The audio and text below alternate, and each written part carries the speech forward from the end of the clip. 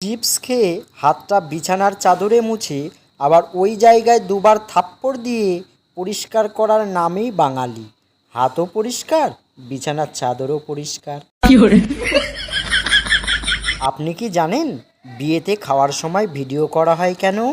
বিনা নিমন্ত্রণ নিয়ে কেউ খেয়ে গেল কিনা সেটা দেখার জন্য।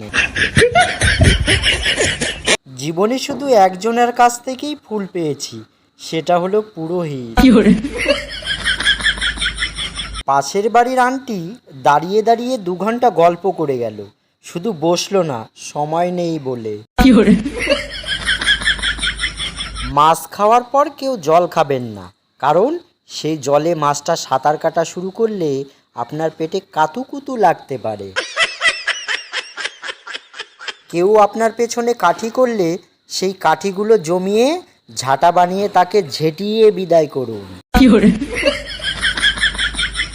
কেউ তোমাকে রিজেক্ট বা ইগনোর করলে মন খারাপ করো না, মনে রেখো দামি জিনিস সবাই নিতে পারে না। মেসেজের রিপ্লাই যদি কিস্তির মতো দেরিতে আসে তাহলে বুঝে নিও তোমার প্রিয় মানুষটা অন্য কোথাও লোন নিয়েছে। আগের টিচার ডেতে আমরা 20 টাকা করে দিতাম, এখন বাচ্চারা দেখি 200 টাকা করে দিচ্ছে। এরা টিচার ডে করবে নাকি বউ ভাত?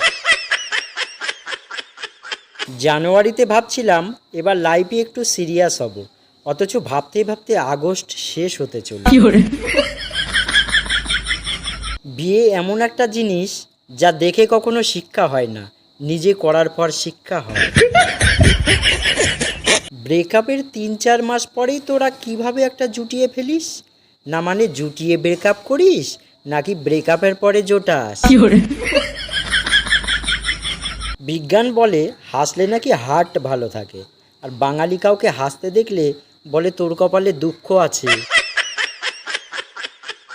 বাজারে গিয়ে 150 টাকা কেজি ইলিশ মাছ কিনে ভেবেছিলাম বাড়ির লোক খুশি হবে, বাড়িতে এসে শুনি ওটা সিলভার কাপ মাছ। সব কিছুতে মন বসে, সব কিছু ভালো হয়, সব সময় খুশি থাকি যখন আমার কাছে টাকা থাকে। বন্ধু বান্ধবদের মধ্যে আমি একমাত্র চরিত্রবান ব্যক্তি, বাকি যারা আছে সব প্রেমে লিপ্ত। ওরালা আমাকে নিচে পাঠিয়েছে শুধুমাত্র মশার খাবার হিসাবে। আমার প্রিয় ইউটিউব পরিবারের সদস্য সবাইকে জানাই বাংলা হাসির ভাণ্ডারের পক্ষ থেকে অসংখ্য ধন্যবাদ।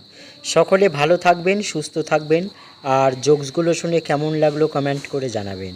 আর চ্যানেলটিকে প্লিজ সাপোর্ট করে যাবেন। যারা এখনও পর্যন্ত সাবস্ক্রাইব করেননি প্লিজ সাবস্ক্রাইব করে দেবেন। আজকেই পর্যন্ত রাখছি, ধন্যবাদ সবাইকে।